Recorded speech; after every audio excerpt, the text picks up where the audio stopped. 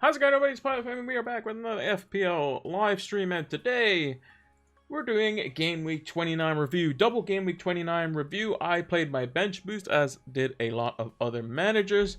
Also made 3 transfers, took a hit, so we'll see how that went as well in kind of a like-for-like comparison. And we'll also take a look at what we're doing for Game Week 30, how our predictions went, our predictions and differential picks for the coming week, as well as transfer strategy going forward, and preparing for Free Hit 32, which a lot of managers will probably be doing based on if they wildcarded in 26 or not, which I did. So we'll be looking at that as kind of an early overview as to what we're going to be looking to do for that. So without further ado, let's get into it.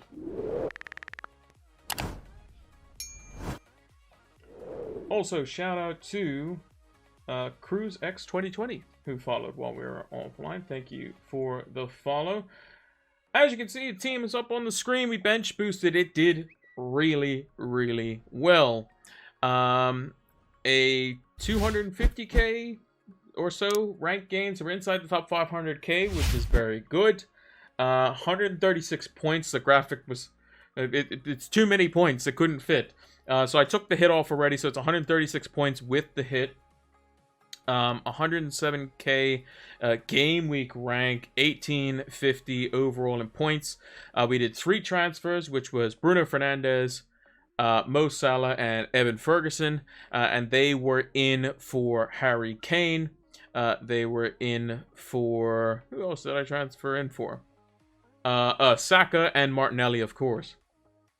So overall, if I just bring up a quick calculator, so Harry Kane, I believe, scored.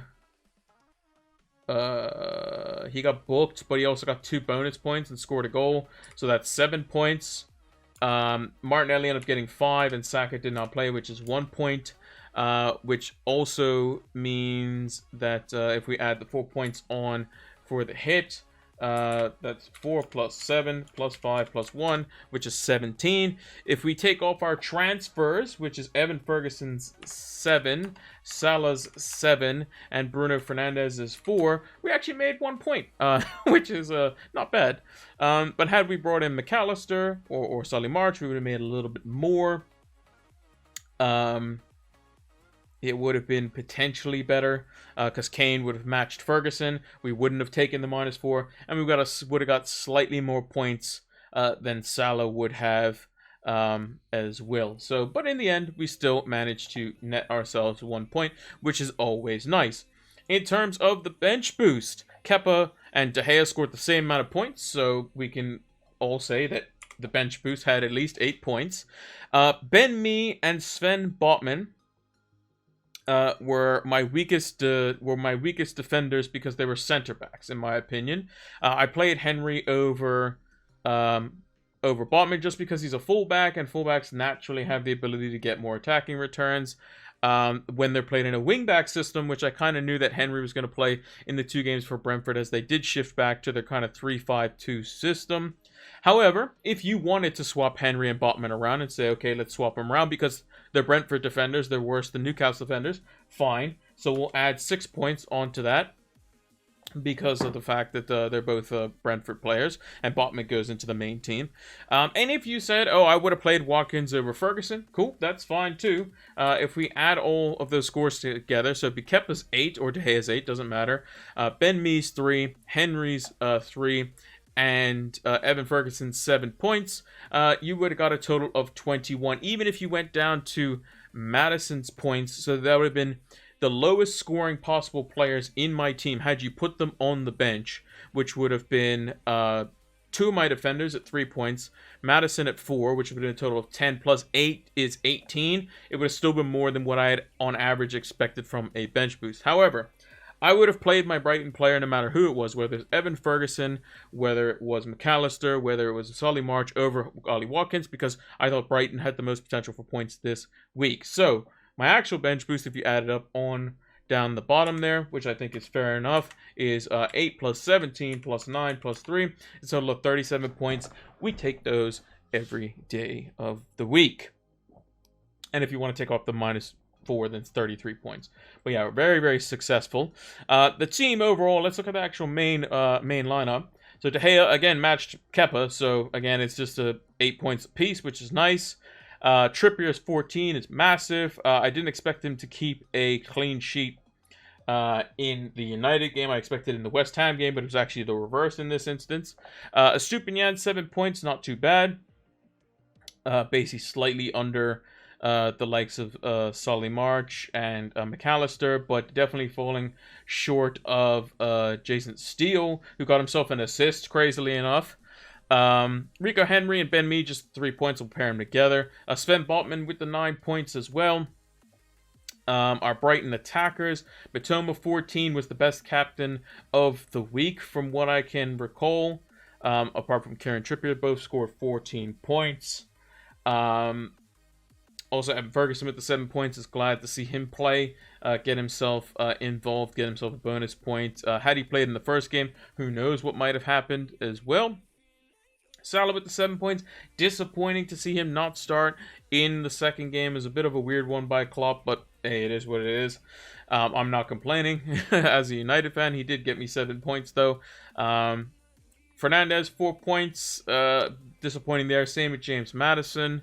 Rashford getting himself a goal in the Brentford game. That was quite good to see. 24 points overall, so 12 points on the captaincy. So again, a successful captaincy for us. And Ivan Toney with the 11 points as well. Did not pick up a yellow card in either game, so he is still potentially available for his next fixture if the manager chooses to select him. Obviously, he will.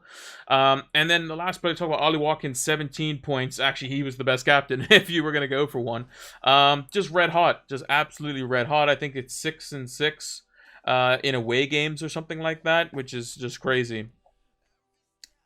He's been returning quite a lot. I think since Emery's come in, I think he's only not got a return in 2 games since Emery's come in, which is around like Gameweek 15 or something like that, which is crazy to think about. So Ollie Watkins doing quite well for us.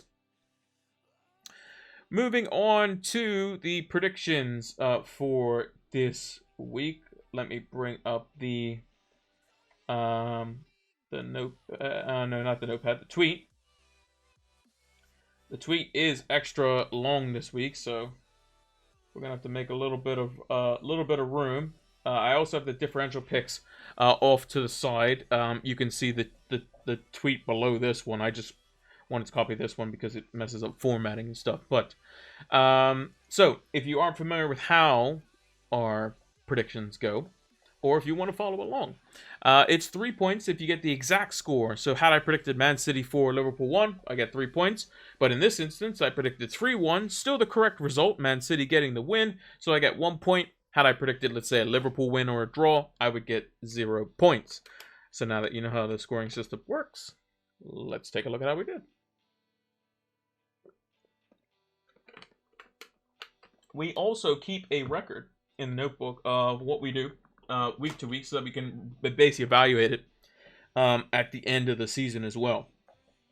So let's take a look at that. So Man City, Liverpool, just the 1 point for us there. Arsenal 3 leads 0, end up being Arsenal 4 leads 1. Got away with one there. 4 goals, only 1 goal involvement between Odegaard and Saka. That was mainly due to the fact that Saka was benched, was feeling a bit ill, apparently. So got away with one there. Sold Martinelli, who didn't hurt us too much, only just the assist. But overall, Jesus looks like he's going to be back, so he's probably going to be straight into the free hit team, which we'll discuss later. So 1 point there because we predicted the Arsenal win.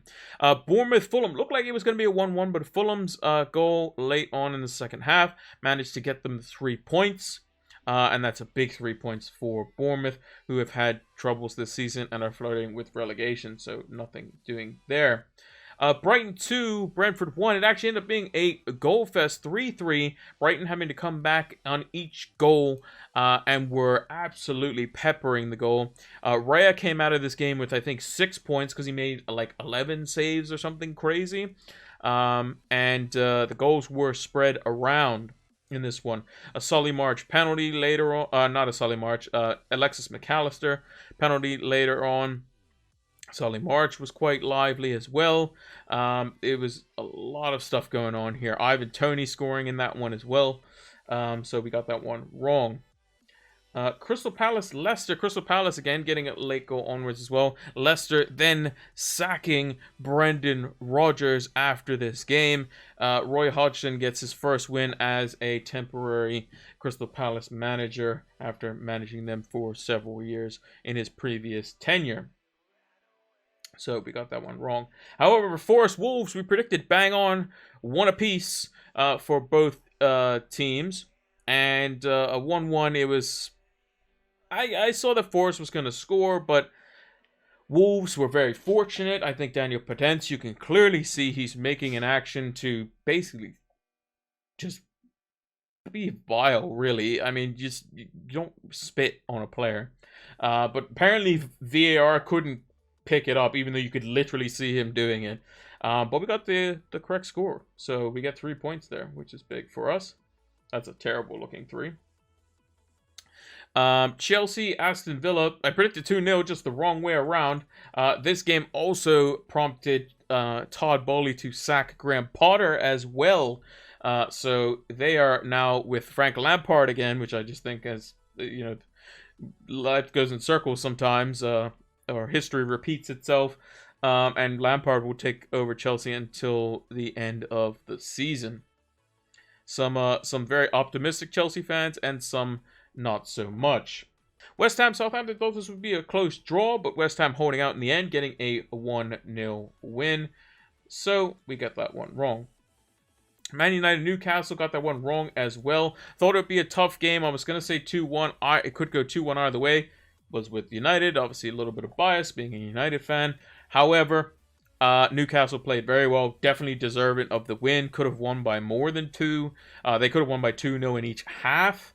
So yeah, Newcastle flying at the moment. I think they're United and Newcastle are basically tied on points, but Newcastle has a far superior goal difference, which keeps them in third. And I think they will get it because Liverpool and Chelsea just seem to be floundering. I think Brighton it's a bit of a tough ask for them, I think, as well. They still have obligations in the FA Cup, which they need to worry about as well. So it is going to be a tough ask for those teams. I think Newcastle might do it, but we'll have to wait and see. Everton, Spurs. I predicted 2-1 in favor of Spurs. They were winning 1-0. Everton ended up scoring late on with a Michael Keane absolute thunderbolt after having made the mistake to give away the penalty to Harry Kane. Spurs are just a bit of a wonky one. Not going well since they've gotten rid of Conte either. It just seems like Spurs are out of ideas. Daniel Levy's kind of scrounging around for the next cheap option by the sounds of it. Trying to desperately get in somebody, but I just don't see how it's going to work out. Spurs need a complete revamp. Sell Son, sell Kane. Daniel Levy needs to go. Their board needs to go. They need a fresh reset is what they need. Brighton 3, Bournemouth 0. It was one shade below that with Brighton 2, Bournemouth 0. Evan Ferguson getting on the score sheet here as well. There was actually no goal involvements from the other kind of Brighton players. There was no March or McAllister in this one, but Matoma getting himself an assist, which was an assist to Ferguson. So I was very, very happy having both of those players. So we get the 1 point for that one. Leeds Forest. Forest again in a lot of trouble. Forest, to reiterate, we're behind Steve Cooper, but the results definitely need to improve away from home. And I think they've scored like 4 or 5 goals all season away from home. They have another away fixture versus Aston Villa this coming week, so that could be a bit of a tough one for them. Leicester, Aston Villa. I went with 2-2. It ended up being 2-1 in favor of Aston Villa. So again, Leicester... with temporary management, not doing well. Aston Villa running riot. Or was it after this game that Brendan Rodgers got sacked? I can't remember. I think no, it must have been on the weekend. It must have been on the weekend after they lost to Palace. But yeah, got that one wrong. Chelsea, Liverpool, should have known it was going to be a 0-0. It's been 0-0 the last 85 times they played each other, it feels like. So we got that one wrong. United 2-1 over Brentford, ended up being the same margin of 1 goal. So we got the 1 point there. Not many right this week, to be honest, which isn't great. Newcastle 5, West Ham 1. David Moyes is probably on thin ice as well. Newcastle absolutely destroying West Ham. I mean, they just gave them goals, and then Newcastle just did the rest, basically. So just the 1 point there. So overall, we got 1, 2, 3, 4, 5. Only 8 points in a double game week, which is a bit disappointing, unfortunately. So our double game week success, not great. But that shows you kind of the maybe kind of surprise element that can happen in these double game weeks, where you can find players that can just kind of pop up out of nowhere. That's not a very good 8. That's a little bit better of an 8. Our differential picks, if I just bring them up on the side over here. So I'll just put a tick for each one. So Brighton, clean sheet. We got that one right. I put Bournemouth, goalkeeper Neto. But he did not keep a clean sheet in either game, so we didn't get that one. Dunk kept a clean sheet. That was good. Harvey Barnes was another one who got himself a goal as well. So he was good in that one. And then Evan. I put Evan. I don't know why I just put Evan. It should be Ferguson. But Evan Ferguson. So we were actually 4 out of 5 on the differential picks. And you can check those out if you go over and check the tweet. I'm just reading it off. I have it on. I took up basically another screenshot and put on my second monitor to make it easier for myself. So 4 out of 5 on the differential picks, 8 points. Disappointing on the predictions this week. I would assume some of the people on Fantasy Football Community, which is another website you guys need to check out, which is where we post all of our predictions. Probably did better than me, unfortunately. I usually retweet it and like it and that sort of stuff. When it gets posted. So let's move that out of the way and get to the predictions for this week.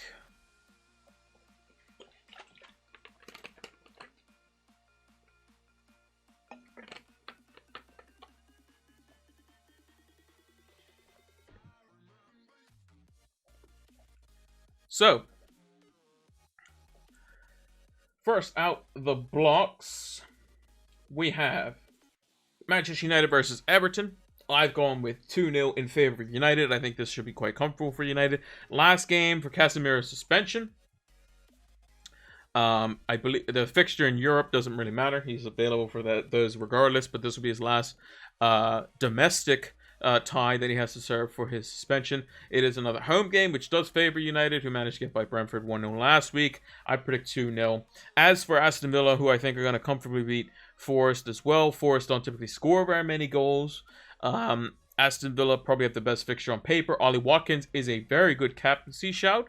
However, it's his away form that's been much better than his home form. But would not be shocked at all if Ollie Watkins managed to score in this one too. Brentford Newcastle. Now, if this was Newcastle with Brentford away, I would have put, kind of like anything in the world on Newcastle. Basically, it would have been super easy. They're super difficult away from home to deal with. Brentford, however, at home are a much more offensive side. They're a much more aggressive side, and it could be the battle of who has the most energy. Basically, I've gone with a 1-1. If I had to pick other than a draw, I would say Newcastle probably shaded in this one. Should be an interesting watch though. Hey Mono, how's it going? So just caught you. How was your week? 136 points after taking off a -4. Very good with the bench boost. Bench did very well. 136 was with a hit. The graphic wouldn't let me put 140 -4. Basically, it was too big, without like adjusting the size of the text and that sort of stuff, which I can't be bothered with, to be honest. So it was 140 with a -4.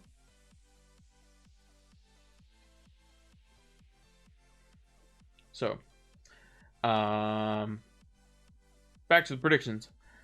Fulham versus West Ham, 1-1 again. It's probably not a game that anyone's very interested in. West Ham down the bottom. Fulham don't have their main assets in their team. Probably just going to be a stale draw, in my opinion. If this was a game by itself, I would call this game what they like to call on Black Box as the Garden Center.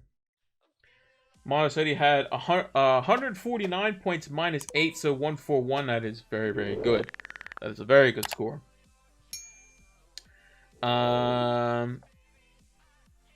Leicester, Bournemouth. I've gone with 2-1 Leicester. I'm not fully confident in this one, to be honest. But I guess there's going to be maybe something that Brendan Rodgers now gone that the Leicester players kind of get some pride in them. But I do expect Bournemouth to score. It could be a very, very tight game. Spurs, Brighton. I've gone with 2-1 Brighton, to be honest. I just don't see Spurs playing well at all. Spurs have the least energy in the world. Brighton have the most energy in the world. Brighton will probably get hit on the counter by something. Whether it's Kane, Son, whoever. But Brighton, I think, will dominate the ball and will score a couple of goals in this one. Wolves and Chelsea. I've gone with a 1-1, to be honest. I don't think bringing Lampard back. I think Lampard came in when they were playing Wolves and they ended up like drawing 0-0 or something like that. That's when Wolves were a little bit better, though. But yeah, this one, Molineux away, not the easiest place to go to, or has not been in the past few years for the big 6 teams, or the greedy 6, however you want to call them. So I've just gone with kind of a drab 1-1. Ono says, delighted as the hits related to future transfers are also just did them earlier. Scores this week were insane, up to 53k. That is very good. My goal, as it currently stands, get into the top 100k if I can. Basically. Stay inside the top 500k, get into the top 100k would be a amazing comeback for me. But we'll have to see how it goes. It's going to be tough, though. It's going to be tough. Staying inside the top million would mean we're inside the top 10% or more players, which would be okay considering the start we had, and kind of the just kind of roller coaster that is this season. It's not been a normal season with a World Cup in the middle of it, free wild card. It's just been kind of all over the place. The captaincy kind of been taken out of the equation.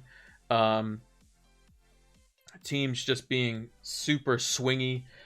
With points like Newcastle would go on a crazy run with clean sheets against kind of halfway decent teams, and all of a sudden they're a top 4 team. Brentford, Fulham, Brighton, all these sorts of teams are just doing really well. Teams like Chelsea, Liverpool are just not reliable as they have been in the past. Arsenal is apparently going to be the Premier League champions by the looks of it.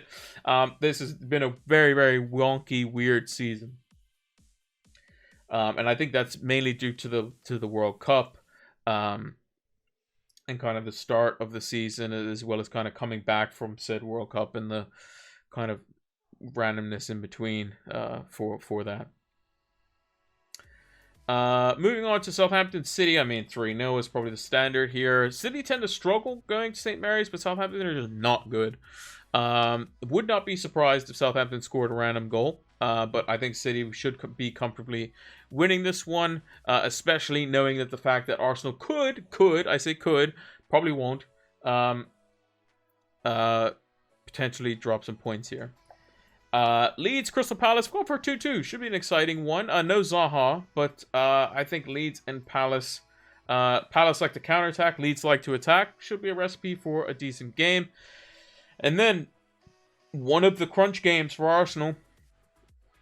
It's start of April, moving into the middle of April. This is where the champions are made. Can they beat Liverpool away from home, knowing that City will most likely have beaten? I say most likely because nothing's guaranteed, but most likely would have beaten Southampton. Liverpool are not a very good shape here, but Liverpool like to pick themselves up for these big games.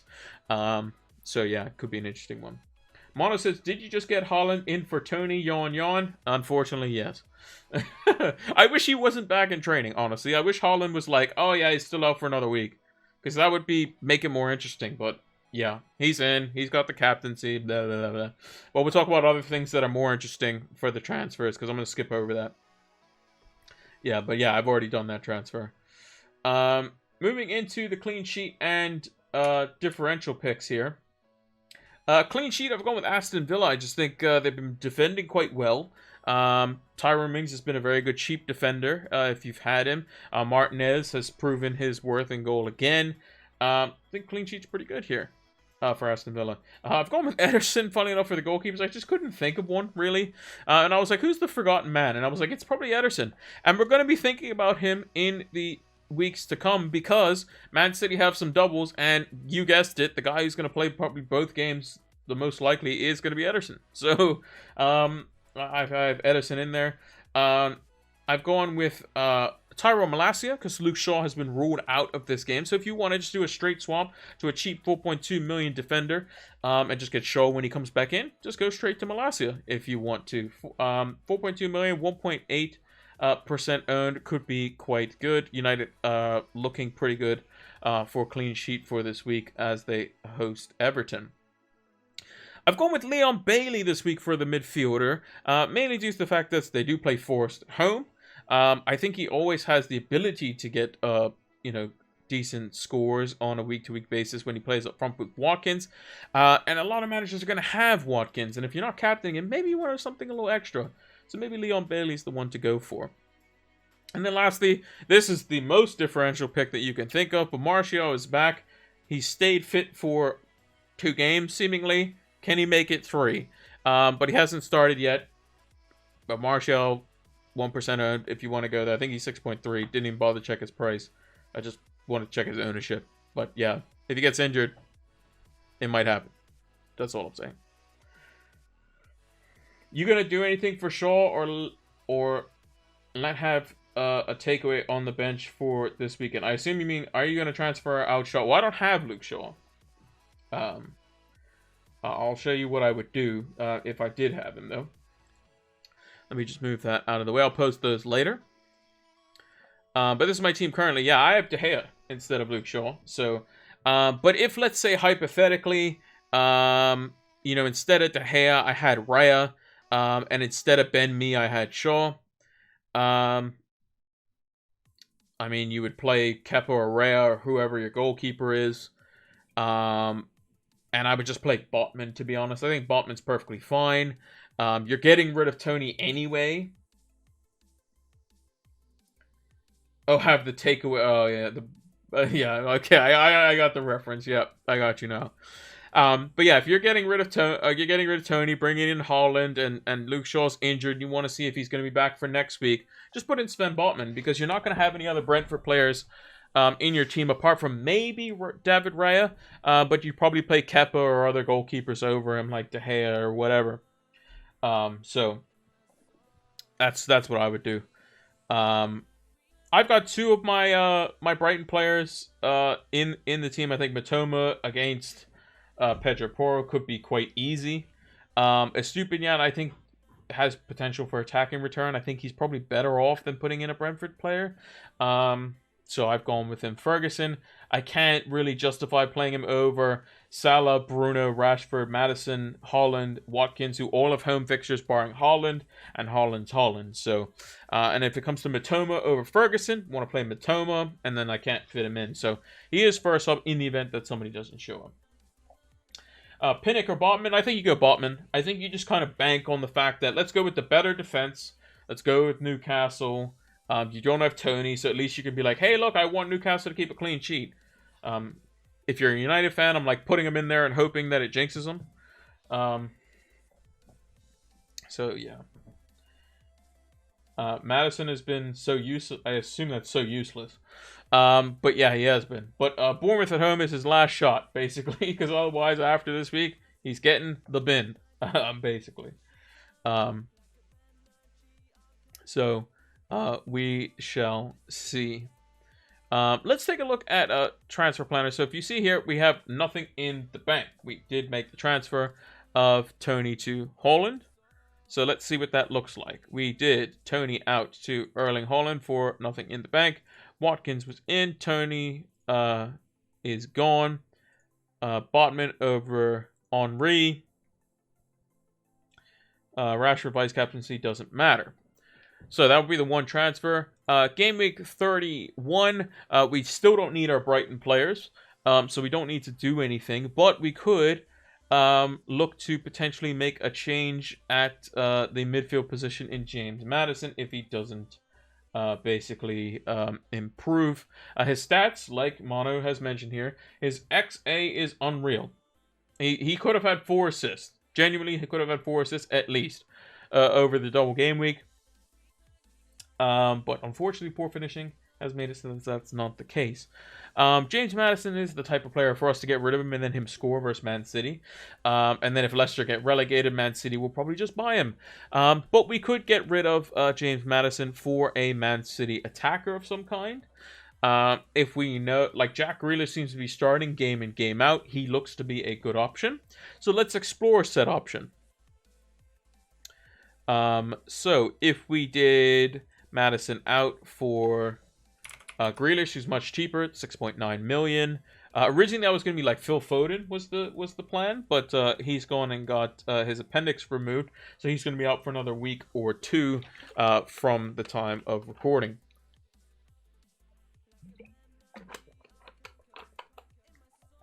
We would also probably captain Haaland as he's playing Leicester, who are 19th and bad.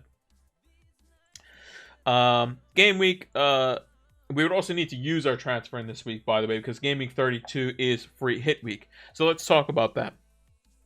As you can see, not many players playing it with no Arsenal. So we would free hit. The fixtures in that week, you got Arsenal at home to Southampton, Bournemouth at home to West Ham, Brentford at home to Villa, Palace could be interesting, Fulham could be interesting. There could be some interesting differential picks. Liverpool at home to Forest could be quite intriguing, but we would get rid of De Gea, who would probably be the best goalkeeper this week. Who's like guaranteed and nailed on to keep a clean sheet? Like has to be nailed on to keep a clean sheet. Honestly, probably Nick Pope, because he's at home to Spurs. That's actually a tricky one, honestly, for the goalkeepers.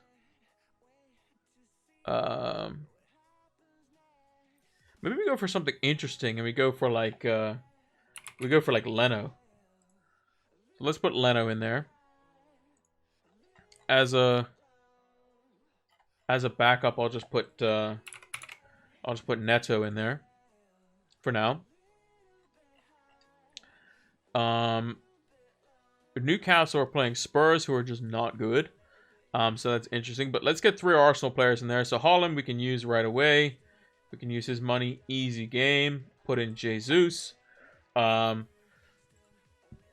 we can use as well. We could use Bukayo Saka. Put him in there. We can get rid of Bruno Fernandes. We could put in Martinelli. Because I like Martinelli better than Odegaard, to be honest. Salah's at home to Forest, so we kind of have to throw him in there. If Luis Diaz looks like he's going to be on for a start, he's potentially an option. So yeah, maybe we go for him. What other good fixtures are there?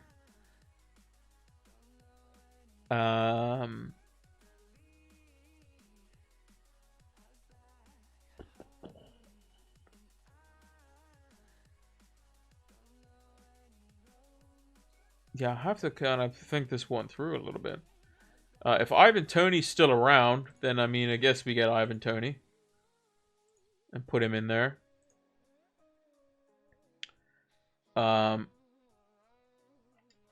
Maybe we assume that Newcastle's going to keep a clean sheet versus Spurs. Who knows? And then maybe we go for like...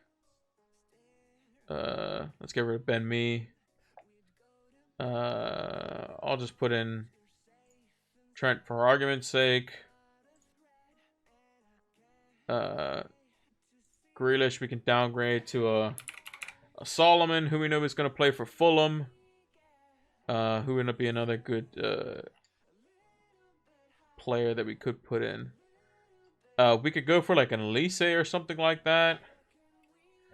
In midfield. Who else we got here?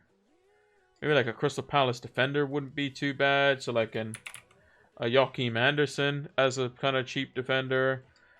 Estupinian would come out for somebody else as well.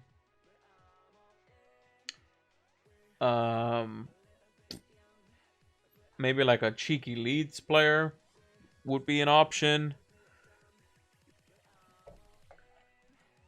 Who else could we go for here?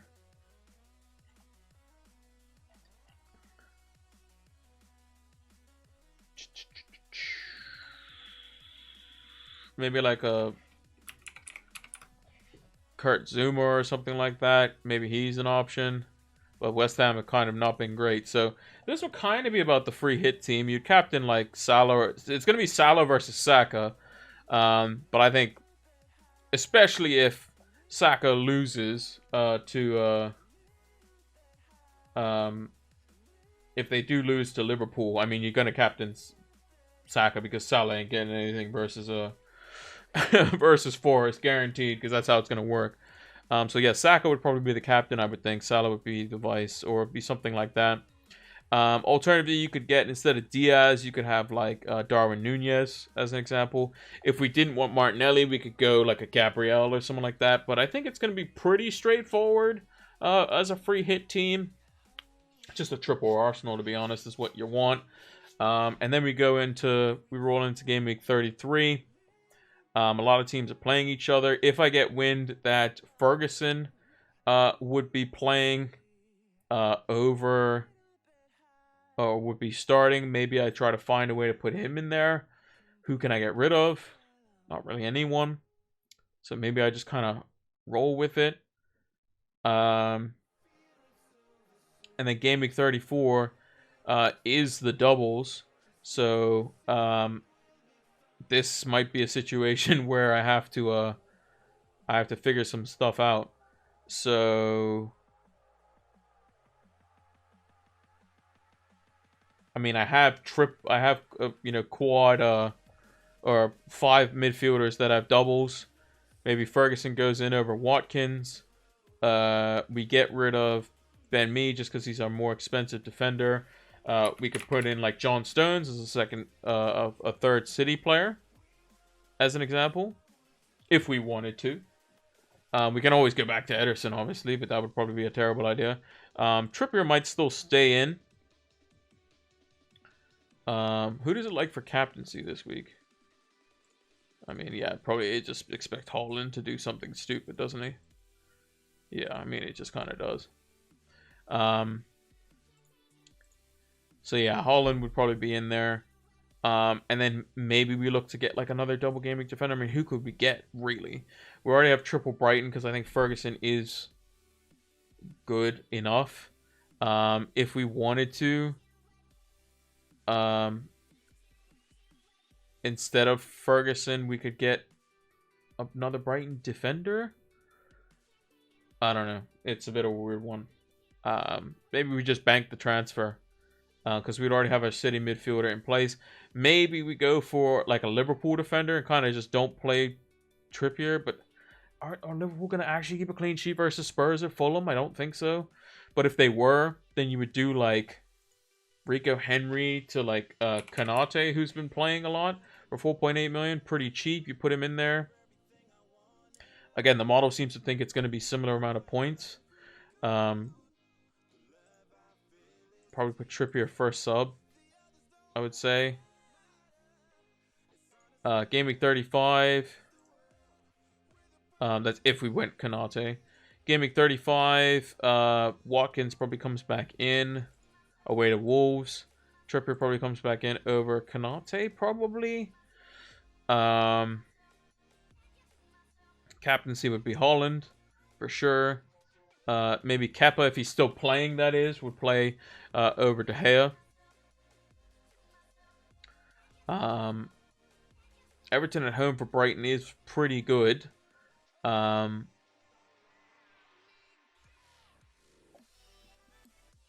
Maybe. We'll see. Game week 36. This is where potentially Ferguson, away to Newcastle, away to Arsenal, maybe he's not the one to kind of use, and we can kind of correct that. And we kind of, because Man City's fixtures are a bit wonky to end the season, so we don't necessarily need Grealish. Whereas Brighton have a double, and then 2 pretty good fixtures to end the season. So maybe we could do like Ferguson to like an Isak as an example. Could be an option here. Isak would come in over probably Watkins. Botman comes in over Stones. And then Grealish goes out for McAllister. And then you got your triple of each. De Gea or Kepa could play at this point in time. I'm 0.1 off, so I could just go Solly March as an example. So we could I'll just do that, because I think both of them are probably as good as one another. Game week 37. Who's got the doubles in this one? It's Brighton, Crystal Palace, Brighton, Chelsea, City, and Man United. So Salah still has decent enough fixtures. Stones would come in over Botman. De Gea would definitely play no matter what. So we'd have triple Brighton, triple United. Our third City player could come in for Salah if we knew that they were going to be playing. And then Chelsea, I just don't really want any of them, to be honest. So if I was going to... if City are still in the competitions, I'm half tempted to just go, like, Julian Alvarez here. Because I've seen him come off the bench. I've seen him also play, just starting games. If Haaland's, like, the one to, like, kind of miss out, maybe he's the one to go for. That could be an interesting one. And then in game week 38, anything's possible. Southampton away, Liverpool got to be keeping a clean sheet. City, I don't think will keep a clean sheet versus Brentford. Matoma, Estupiñán, and March would all play. Maybe we play maybe we play Isak away to Chelsea, or maybe this is where our transfer is spent. Who's like a striker that is a really good fixture on the last day of the season? Oh, Arsenal, right. I forgot they play Forest. Arsenal on the last day of the season. Maybe just go Isak to Jesus, maybe? Is Jesus that cheap? Yeah, he's 8 million. Maybe that's where you go. And then go from there. So, yeah, that's kind of how it works, to be honest. So yeah, but for this week, we've gone with Haaland. So, pretty boring, I know, yes, but it is what it is. But yeah, some interesting chat there. But yeah, this week's not very exciting, apart from the fact that we did get a very nice green arrow. Has this been my highest rank of the season? Let's see. Yeah, it is. This is definitely my highest. So I was up to 757k in game week 5, then just kind of fluctuated anywhere from like 1.4 to like 1.1. And then fluctuated around, and then we've had 3 very nice screens in a row, and hopefully we can continue that this week. Arsenal play Liverpool, so again we can get burnt there, which is very likely, and maybe we just say, we need Saka in, and that's just kind of a thing, or we just kind of go with the fixtures and hope that it gets more points for us. But so far so good. Hopefully we can hang on to it and get better in